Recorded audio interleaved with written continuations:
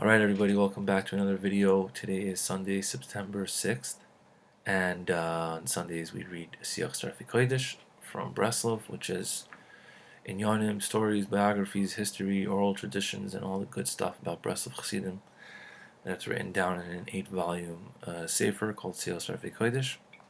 We have been reading Chelik Beis, part 2 for the last few weeks, months, whatever it is already, and we're gonna continue today. So today starts off like this. I'm trying to understand this story, but we'll just try to get through it. I think I understand the main point of it. But it says that when Rebbe Nachman started becoming closer to Rebbe Nachman, at the beginning when he started becoming close to him, and when it became known to Rabbeinu about the Indian of Tsar Gil Labanim Shel Rebbe Nachman, he was having problems with having children because his wife was miscarrying a few times. Rahman al-Islam. And Rabbeinu turned to Rav Nachman and he said, Avor zeh shani mekariv oischa, for this that I bring you close, ani oid tzarich l'shalem lach, I have to pay you back. I don't know what that means. Ki zakah man da'achid biyad d'chayava, in parentheses, English, Hebrew translation of that Aramaic is Ashrei oiches biyad Rishayim. Praiseworthy is one who is in the hands of the Rishayim. Lachziram b'tshuva.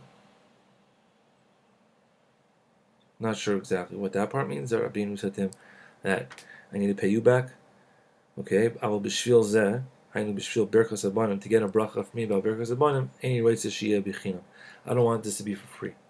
So what did Rav Nachman do? So Rav Nachman, I think the Panay love Rabbeinu v'amar loy. Right, it's Rabbeinu talking to him. And Rabbeinu was right. So Rabbeinu said to him, I don't want this to be for free. So he went and he bought a pigeon to Rabbeinu. What did he do? He made for him a table with 6 chairs. And Achar Kach, at the end of Rav Nachman's life, at the end of his days, he saw that he had 5 sons and 1 daughter, which is the 6 chairs. Basically, V'amar, he said, if I would have known that the Birkas Abanim was going to depend on this pigeon that I bought to Rebbe Nachman, I would have bought him a tutz, which is 12 chairs. And then he would have had 12 kids. Such an interesting little thing over there. Next sefer, Reish Lamed Beis.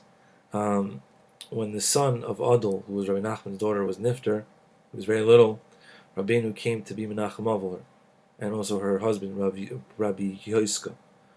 And he said to them, he said, soon the world will be very jealous of your children and grandchildren. and then he turned to Rabbi Yoska and he said to him, Atem oy tisku lebanim v'achach pana in panav le'ever bitoy v'amar la'uviliv nebanim. So he turned to Rabbi Yoska, who was the father, and he said, you will have children, you will see them. And then he turned to Adol and he said to him, and you will also have grandchildren. V'kachava ki Rabbi Yoski noilad achach ben hu Rabbi Avram Bernu. Right? They had 1 child together, who was Rabbi Avram Bernu, Ubasachas, and then he was nifter, and Adol stayed alive. Adol zachsul liras b'nei banim ki zachsul, she lived a very, very long life, longer than all of her sisters, because she was born at the end of the year Tov Kuf Mem, and Nistalka Tov Reish Yud Dalet. That's a lot of years. Kuf Mem is, she was probably born 18. I don't even know. I'm just really bad at these dates, but she lived a longer life. She was able to see her children and grandchildren. From like the bracha of Rebbe Nachman. So when Rebbe Nachman gave out brachas, we see he was extremely specific. He turned to each person. He didn't just give a general thing. He was very, very specific about it. One time when Rabbeinu visited in the house of his daughter Adol, on the last day of Pesach, on Achron Shel Pesach, she gave him in the soup shnei knedlach, 2 knedlach. And Rabbeinu said to her, Oid yulach shnei banim. And afterwards she had a ben and a bas, a son and a daughter, which is who we just said, Rabbi Avram Bernu, and now they give a name for the sister who was Rivka. Did not know that her name was Rivka. That's pretty cool.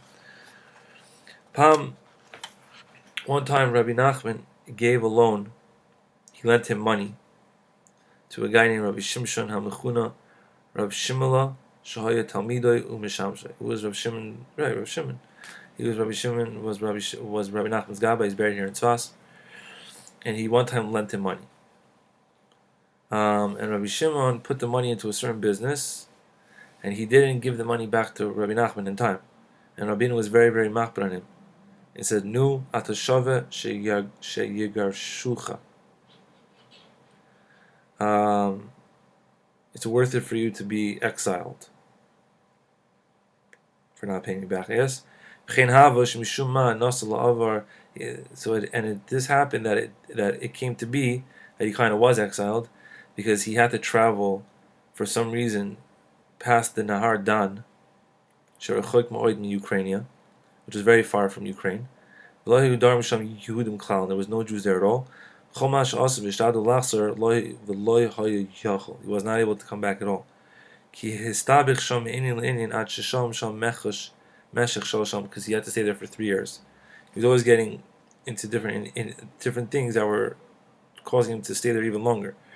And at the end of 3 years, he had a very, very big nisayon, va'amad bin nisayon. This story it's unclear, but I always hear the story. He had a big test, I think, with a woman, and he bit his lips, so that they would be bleeding, and then she would leave him. Some big trip like that. And then he was saved from the nisayon.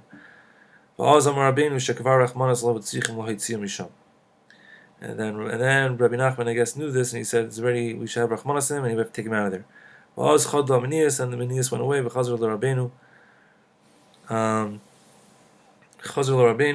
when he went to Rabbeinu told him the Sicha and Siach Sarfei Kuf Ein Gimel. I wish we knew like a longer version of the story, why he had to go there, what exactly happened. If anybody knows where that is, please let me know. The time that Rabbi Nachman's wife got sick, Rabbi Nachman wanted her to go to doctors in Austria. Right?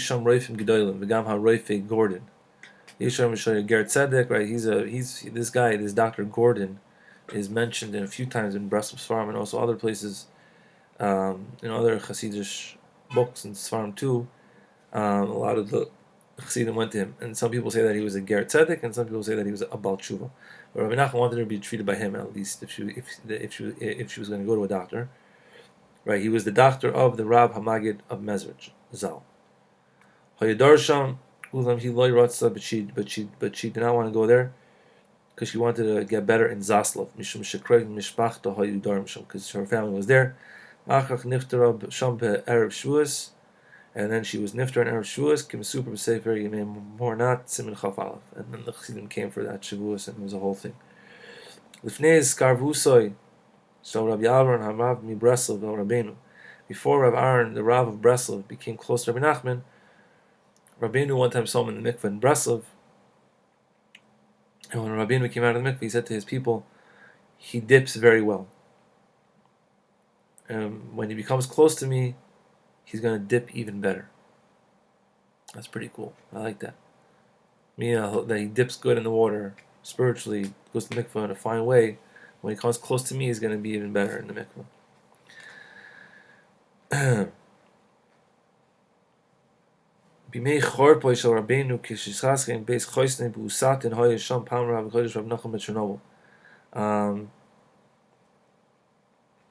One time, I guess it's talking about in the younger days of Rabbi Nachman, when he lived in his father-in-law's house in Kfar Osatin. That's where his wife was from, Sasha, his first wife. One time, Rabbi Nachman of Chernobyl was there, and he saw how Rabbeinu one time sat on a bird that fell down and died. Mimachas hashoit shel eglo and the wagon hit this bird, and he said to the bird, "At shavadze, you deserve this." V'spali Rav Nachman al zev Amar Azar Rabbeinu shu yefei naim. And Rabbi Nachman was very spoiled on this, and he said about Rabbeinu that he has beautiful eyes, and this is also something that they said about David Melech. I like these stories, just blow my mind, man. Rabbeinu said, somebody who's with me at these 3 times, the three set times of the year, which are Rosh Hashanah, Shabbos Chanukah, V'Chag HaShavuos, he will be saved from the Olam HaToyu. Homer Zois, Achar Shasiber Me'arav Shoya Esrim U'Shmein U'Shanam Ba'Olam HaToyu, Ki Mesupar B'Chsav Yad HaRav Michar. And he said this after they told over the story of this Rav who was for 28 years in the Olam HaToyu, which is written in the Chsav Yad of Rav Churin, the Rav of Churin. I don't know that story, but it sounds pretty crazy. When Rabbeinu was by his father-in-law in Oisatin, like we said before, he saw many tzaddikim there, like Rebbe Nachman of Chernobyl. He called tzaddikim hayu mischasim b'beis chosin Rabbi Ephraim. He would go into all the tzaddikim would come and stay at his father-in-law's house. V'chein Rav Rabbeinu was called tzaddik hadar b'katnusay shadar b'mezhebush b'beis Baal Shem Tov. Rabbeinu also saw, he grew up in the house of the Baal Shem Tov, basically, so he saw the tzaddikim there. Like it's written in Chaim Ran, it talks about it more there.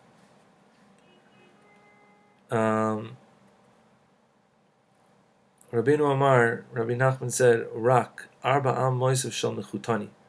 The four amos of my Mechutan, Rabbi Leib Midabervena, Shayadar Bikremenchuk. I guess his Mechutan is someone else. Who's Mechutan? Mechutan is maybe son-in-law or one of the other people, I don't know exactly who was, but somebody else who was Mechutan of Rabbeinu, who lived in Kremenchuk. Rabbi Nachman said about his 4 amos, Heim Arba Amos Nikiyas. Only his 4 amos are completely clean. He was a very big tzaddik. When Rabbeinu finished the Torah and Likutei Moharan Tinyana Siman Kuftes on the pasuk Tzadikim Yershu Aretz, that it's explained there that the Makom Mishkan Kivroi Shal Tzadik Hu Bechinas Eretz Yisrael, right? That the Makom Kivroi of a Tzadik has the same Bechina of Eretz Yisrael. It's basically Eretz Yisrael. Tivaz Rabbeinu Al Nash Sheishtadl L'Ntzayil L'Mezhebush Al Kevar Baal Shem Tov. He told the Anash to go to Mezhebush and go to the Kevar of the Baal Shem Tov. And he said also it's better to go during the summer days because then you could stay on the Kevar longer, because if not, the Kevar used to be outside, now it's in a building, but obviously it would be very cold. But going to the Kevar of the Baal Shem Tov, Rebbe Nachman says in the Likutei Moharan, Toiv Moed, Liyos Al Kevar Baal Shem Tov, I think that's the same lesson over there. Yeah, the Indian for sure, for everybody, who's ever been to Uman or Rosh Hashanah or goes to Ukraine, everybody goes to the Baal Shem Tov, usually before Rosh Hashanah, after Rosh Hashanah, and it's one of the most peaceful places in the whole entire world, actually, I think. I've been there many times.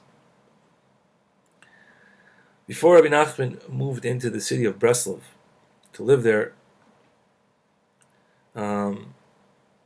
he asked the Anash of Breslov, he asked the chassidim who lived in Breslov, where is a good place to do his poidas? They said to him, they have a good place, but it's very far from the city. V'shal Oisam Rabbeinu, and Rabbeinu said, Mehechanu rachak, mehamoyach or mehalev. And Rabbeinu said, where is it far from the brain or from the heart? Because he said, whoever has a heart, he doesn't have ein shaykh etzlei makom. There's no such thing as makom next to him, which is explained further in Likutei Moharan, Chelik Beis Siman Nun Vav. So that's something to look up. And Rabbeinu went there, and it was a deep valley with mountains surrounding it. And inside this little valley, inside this little hill, whatever it was over there was a little cave. And Rabbeinu would go there to do his spoidus. And then afterwards, the Anash were noig to go there to do his spoidus on Lag Baimer, and they called this Ma'ara Dem Rebbe's Heil, the Rebbe's cave. Pretty cool, man. Alright, we're going to do one big, 2 more pages, I think is good. Rabbi Michal, who was the brother of Rabbi Pinchas Chassan Rabbeinu, who was the son-in-law of Rabbeinu, who was the son of Rav Volchasik, Shinasa is Miriam Bas Rabbeinu. So Rabbi Nachman decided to just go through all the family stuff always. Rabbi Nachman's daughter Miriam married this guy Rabbi Pinchas from Volchasik, and he had a brother who was Rabbi Michal. And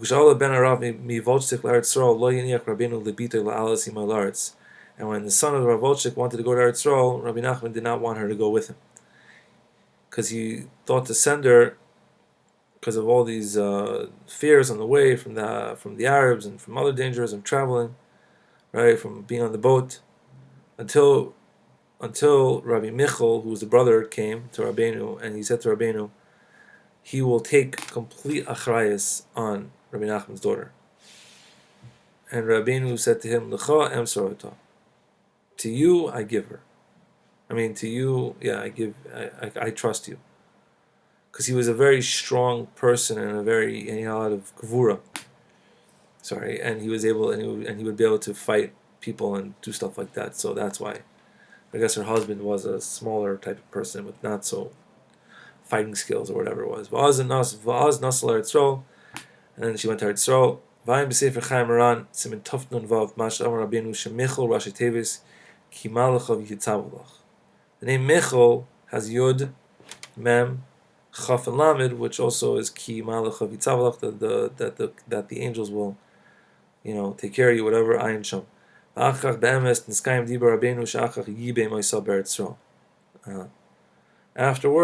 it happened that when Rabbeinu said to them, I'm going to give her to you, that actually her husband died and he did Yibum on her in Eretz Yisrael, even though we don't do Yibum today, but by tzaddikim it's a little different about this. So that's something to know also. That's a known thing that Rabbi Nachman's daughter did Yibum in Eretz Yisrael.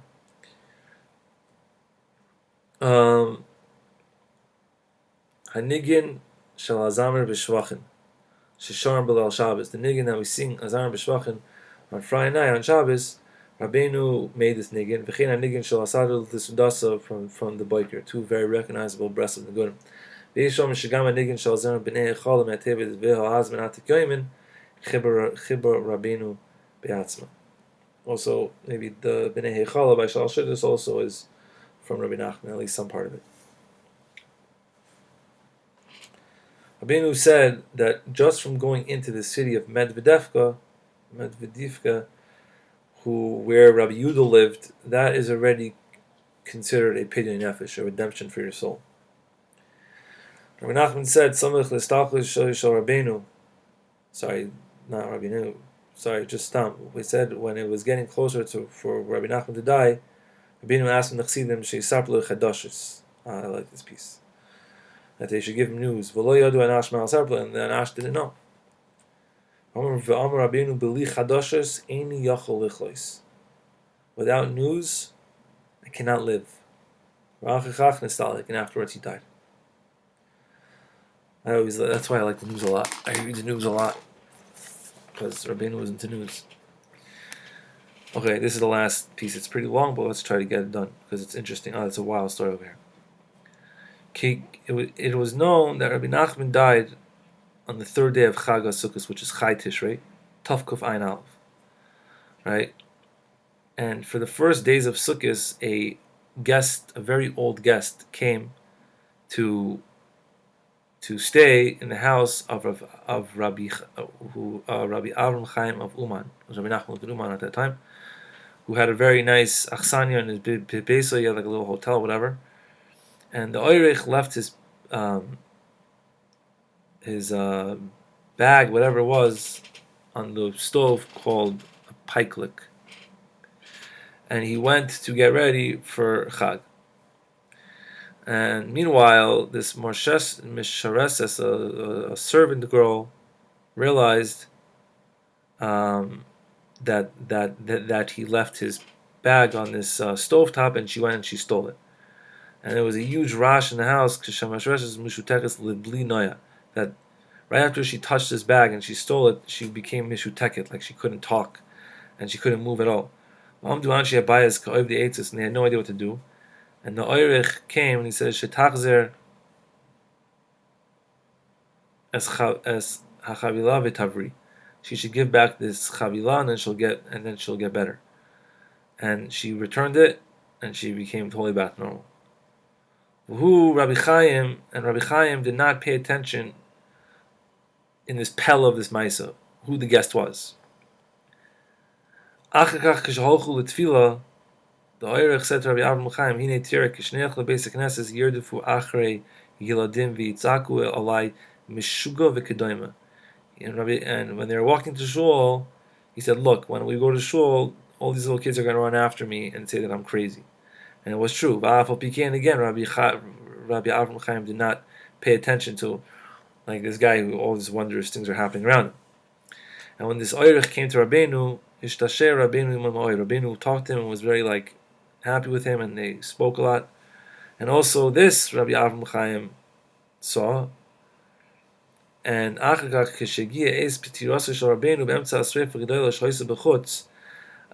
afterwards, when it came time that Rebbe Nachman was about to die, there was this huge fire outside, right, which is talked about in the sefer Yimem or not.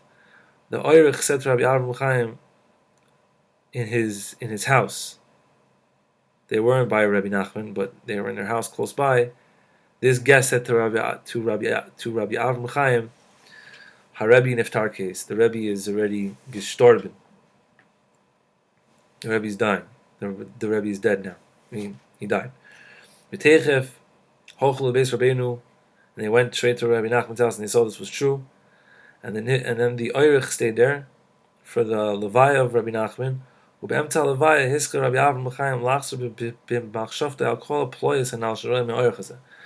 In the middle of the levaya, this guy Rabbi Avram Chaim was thinking like all these ployas, all these wondrous things he saw from this guy. And I'm going to figure out who this guest is when he goes back to his house. When he came back to his house, he asked where the Zakin was, and they said that he already left.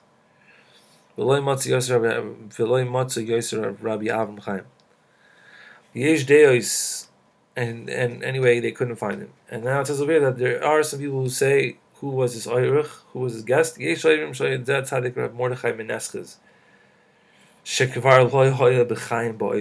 was not alive at that time anymore, so he had came back for Rabbi Nachman's funeral. And some people say that this was the Maggid of cousins, Shechai Adayin Ozbayim, who was already alive in that world. Either way, there was a mysterious guest at Rabbi Nachman's, the last few days of Rebbe Nachman's life over there, which is pretty insane. We'll just do one last little piece here. Reish Mem Ches. It was known that Rabbeinu bought close to Apikorsim and Uman. Like Hirsch Ber and all those guys, I'm sure the stories you'll know. We'll say more stories about them. They were such Apikorsim Gedolim that the field of Rabbi Levi Yitzchak of Berditch of Zecher Tzadik Levrach Kishachafetz Hayil Yishar Lador B'Uman. When the Berditchever actually wanted to move to Uman, Be'esh Bikir Bak Yishaboyla Apikorsim Litwais Al Kankanoi. Right, when he came to check it out, so these Apikorsim came to him, and he didn't want to look at them at all. And he turned around and actually not see them. But he said